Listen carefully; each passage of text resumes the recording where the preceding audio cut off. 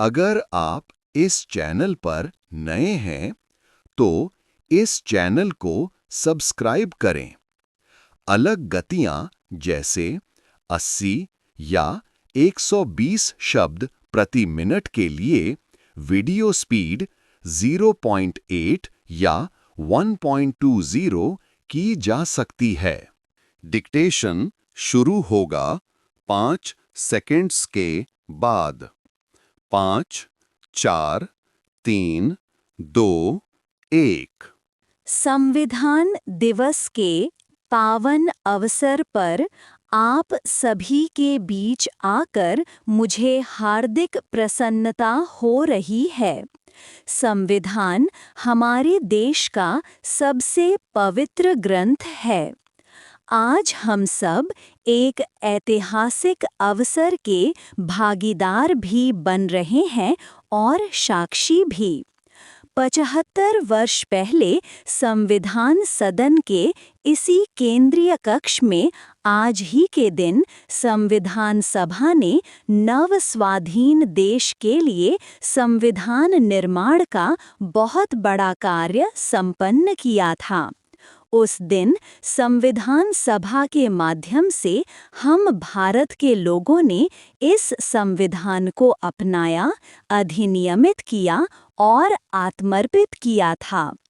हमारा संविधान हमारे लोकतांत्रिक गणतंत्र की सुदृढ़ आधारशिला है। हमारा संविधान हमारे सामूहिक और व्यक्तिगत स्वाभिमान को सुनिश्चित करता है। आज कृतज्ञ राष्ट्र की ओर से मैं संविधान सभा के सदस्यों और कर्मियों को श्रद्धांजलि अर्पित करती हूँ। यह देश का सौभाग्य है कि संविधान सभा के अध्यक्ष डॉक्टर राजेंद्र प्रसाद ने तथा प्रारूप समिति के अध्यक्ष डॉक्टर बाबा साहब आम्बेडकर ने संविधान निर्माण की यात्रा का मार्गदर्शन किया। बाबा साहब आम्बेडकर की प्रगतिशील और समावेशी सोच की छाप हमारे संविधान पर अंकित है। संविधान सभा में बाबा साहब के ऐतिहासिक संबोधनों से यह तथ्य स्पष्ट होता है कि भारत लोकतंत्र की जननी है।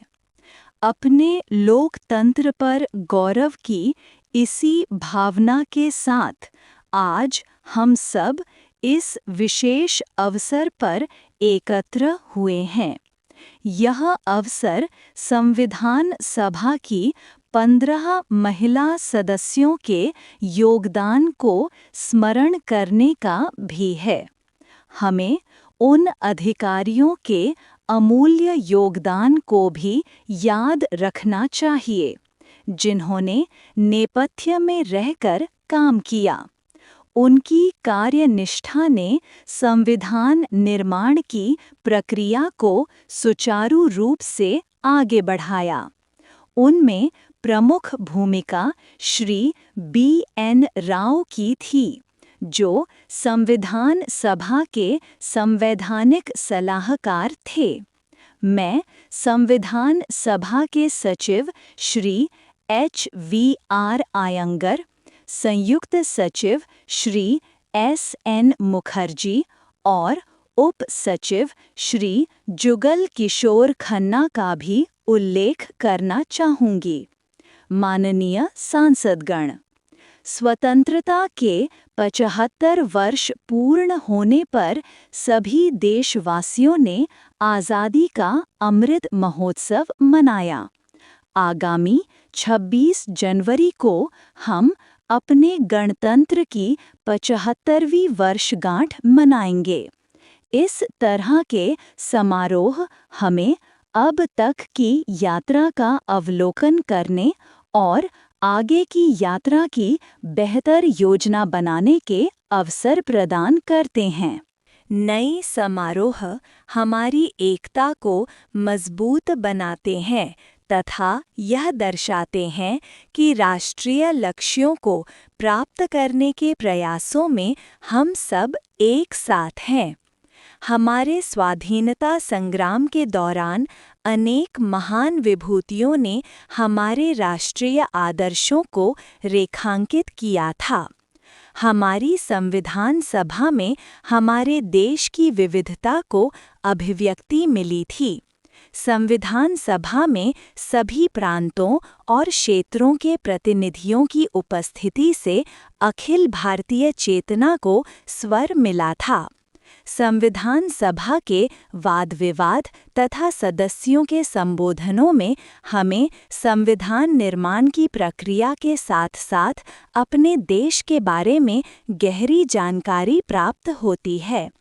आज जिन पुस्तकों का विमोचन किया गया तथा जो शॉर्ट फिल्म दिखाई गई, उनसे लोगों को हमारे संविधान निर्माण के गौरवशाली इतिहास का परिचय प्राप्त होगा। एक अर्थ में भारत का संविधान कुछ महानतम मेधावी लोगों द्वारा लगभग 3 वर्षों के विचार विमर्श का परिणाम था, लेकिन सही अर्थों में यह हमारे लंबे स्वाधीनता संग्राम का परिणाम था। उस अतुलनीय राष्ट्रीय आंदोलन के आदर्शों को संविधान में अत्यंत महत्वपूर्ण स्थान दिया गया। उन आदर्शों को सुस्पष्ट और संक्षिप्त रूप से संविधान की प्रस्तावना में व्यक्त किया गया है। वे आदर्श हैं न्याय, स्वतंत्रता, समता और बंधुता। ये आदर्श सदियों से भारत को परिभाषित करते रहे हैं। मेरा मानना है कि संविधान की प्रस्तावना में उल्लिखित आदर्श एक दूसरे के पूरक हैं। समग्र रूप से ये सभी आदर्श ऐसा वातावरण उपलब्ध कराते हैं जिसमें हर नागरिक को फलने फूलने, समाज में योगदान देने तथा साथी नागरिकों की मदद करने का अवसर मिलता है। माननीय सांसदगण, संविधान की भावना के अनुसार कार्यपालिका, विधायिका और न्यायपालिका का यह दायित्व है कि वे सामान्य लोगों के जीवन को सुगम बनाने के लिए मिलजुल कर काम करें। संसद द्वारा पारित किए गए अनेक अधिनियमों से जन आकांक्षाओं को अभिव्यक्ति मिली है। देश के आर्थिक एकीकरण के लिए स्वतंत्रता के बाद का सबसे बड़ा टैक्स सुधार गुड्स एंड सर्विस टैक्स के रूप में किया गया।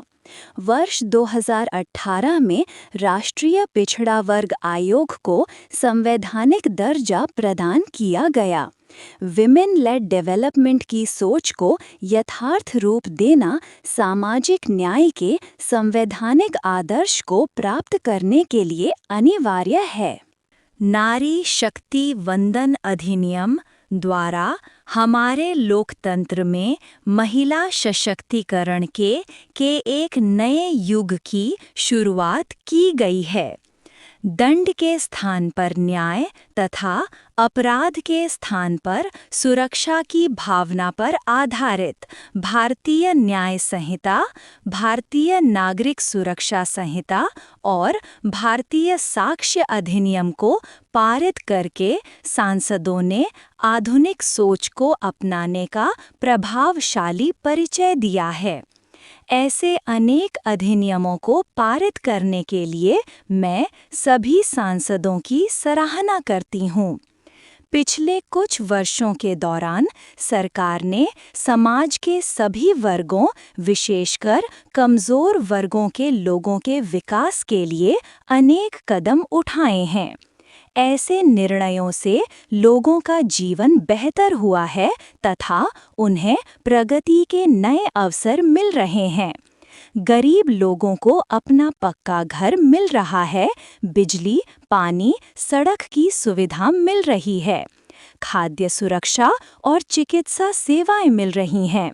देश में बड़े पैमाने पर विश्व स्तर का इंफ्रास्ट्रक्चर बनाया जा रहा है। समग्र और समावेशी विकास के ऐसे अनेक प्रयास हमारे संवैधानिक आदर्शों को आगे बढ़ाते हैं। इन प्रयासों के लिए मैं सरकार की सराहना करती हूँ। उच्चतम न्यायालय के प्रयासों से देश की न्यायपालिका हमारी न्याय प्रणाली को और अधिक प्रभावी बनाने के लिए अनेक प्रयास कर रही है। न्यायपालिका विचाराधीन कैदियों और जेल सुधारों के विषयों पर भी कार्यरत है। हमारे देश में मूल अधिकारों का दायरा समय के साथ विस्तृत होता रहा है।